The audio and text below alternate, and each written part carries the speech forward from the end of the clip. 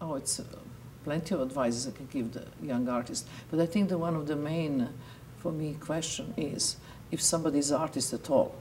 Because, you know, it's just, you can't proclaim yourself young artist, maybe you're not artist, or you can be, you know, better off doing something else. So when I was teaching, this was one of the tests I will ask, you know, how you know you're an artist. That's the main question.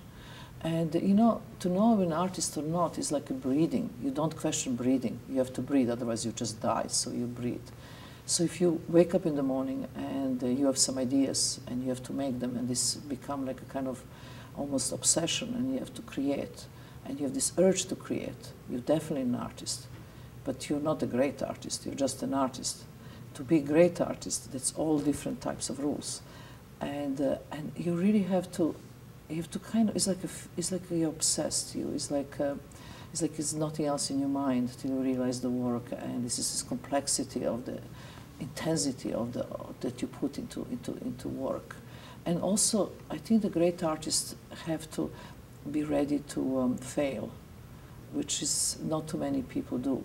Because when you have success in a certain way, then and the public accept you in a certain way, you start somehow involuntarily reproducing the same images, the same type of work, and you're not risking. And the real artists, you know, always change their territories, and they go to the land they've never been, and there is unknown territory, and then you can fail and you can risk, and that failure actually is what makes this extra, you know, ready to fail. That makes great artists. And, you know, again, you know, if you wanted to, as young, you wanted to be famous and rich, then you just can forget even the idea of being an artist, because the, you know, the money and the success is, it's not aim, it's just a side effect, and sometimes happen in your lifetime, sometimes not, but doesn't, you know, keep you away from working. It's really interesting to me. I have this great example. For me, it was really courage, that you need the courage. I think the most courageous act ever in the history of humankind, you know, to me was definitely Columbus, you know, going to discover America. Actually, he was going to India, and then by mistake he discovered America. But there was this, you know, he went there with his crew to a little island called El Hierro. This is the last island in the archipelago, the Canarian archipelago.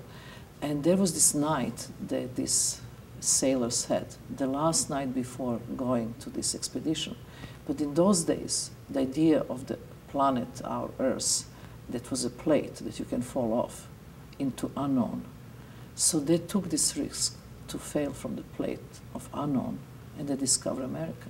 That's a good example for everything. I had a very old professor, really, which I love very much, and he gave me two advices. He said to me, if you are drawing with your right hand, and you're getting better and better, and you become virtuose, so that with you close eyes, you can draw anything you want, immediately change to the left hand.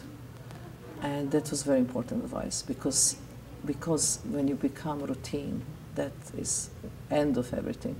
And the second great advice he said to me, you know, in your lifetime, you probably will have one good idea if you're a really good artist, and if you're genius, two good ideas, and that's it, but be careful with them. When I was young, I will have different ideas to do work, and it was never linear.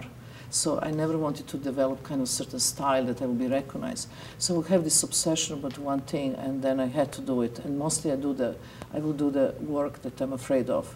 If I'm really afraid of idea, this is exactly the point I have to go. Because if you do things you like, you never change. There is nowhere to go. You're always doing the same shit again and again.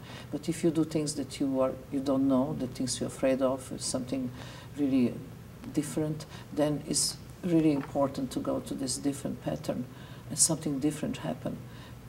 So I will get into these ideas that I don't know.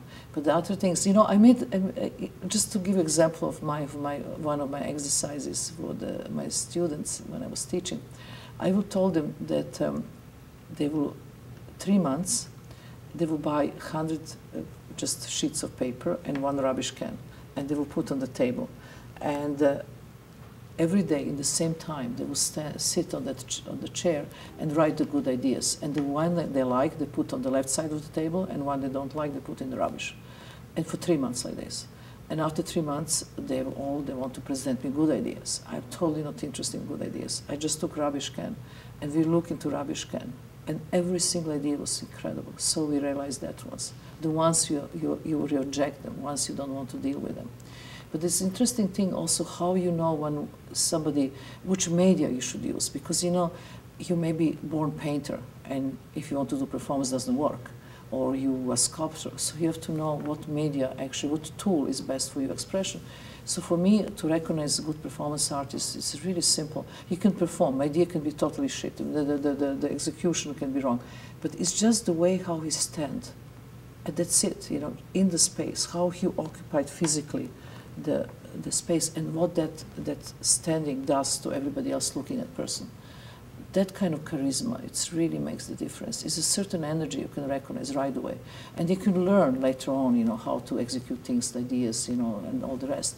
But it's about energy that you cannot learn, that you have to have it. It's something that is just there when you're born. But it's really interesting, one of the lecture of the Bob Wilson, when I was doing the theater piece with him, he was saying to the actors and to me, he said, when you're standing in one place and you're thinking to the next movement, you're already not present. So this incredibly important lesson, that when you're standing in one place, you can't think of the next step. The next step have to come with your body and mind together.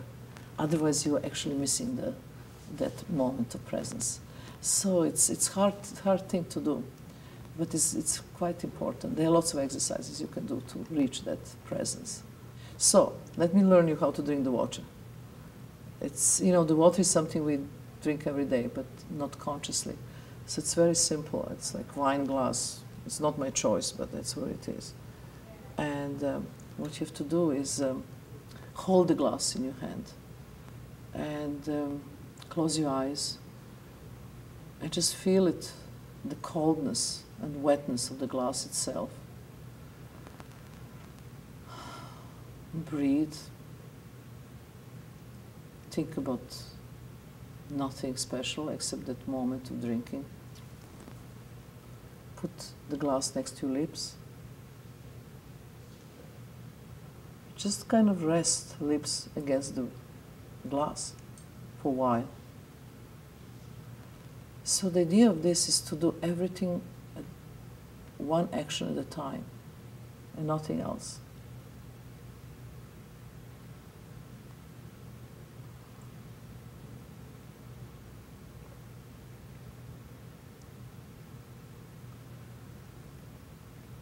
So the principle is, you can take a little sip of the water, feel the coldness, wetness, feel how the water goes into your mouth, goes into your body, nourishing cells, and drink this glass 30 minutes and nothing else.